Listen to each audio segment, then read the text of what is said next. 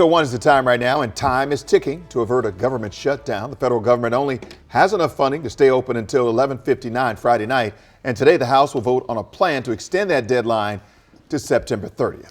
The bill cuts about $13 billion in domestic spending and adds money for defense and immigration and customs enforcement. However, this plan could come at a big cost to the district. Jess Arnold joins us now live. Jess is on Capitol Hill to talk more about what is at stake for D.C. Jess, good morning.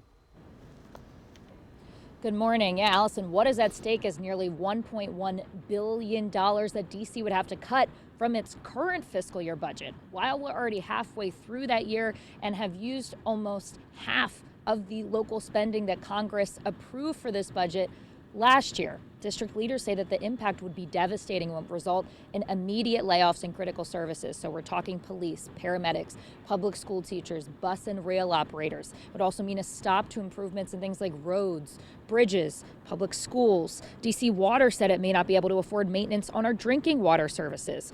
Now, the reason why all this would happen is because the spending bill would treat DC like a federal agency, and those are being required to follow their 2024 budgets.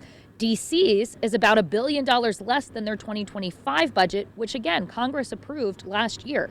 District leaders point out that it wouldn't even save the federal government money. Most of DC's budget comes from locally generated revenues.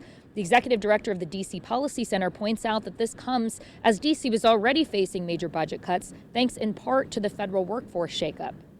Some of the things that the federal government has been focused on with respect to DC, better quality of life, cleaner streets, safer streets. None of these, the continuing resolution will not help any of that stuff. If anything, it will hurt the city's ability to meet basic needs.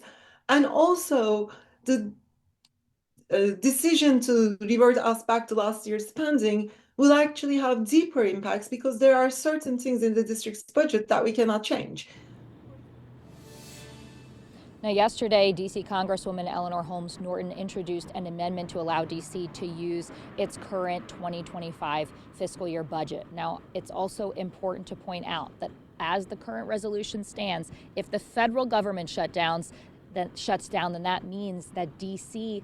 would also shut down as well, pausing all of these critical local services. That means everything from trash collection to policing, which is why leaders are pushing so hard to at least get that part removed from this current bill. Now, more leaders did say that they were planning to continue to work with representatives to try to get this change. They were on the Hill yesterday. Some will likely be on the Hill today, continuing to make sure that D.C. can stick with its 2025 budget. Wisdom. All right, Jess Arnold reporting. Thank you, Jess.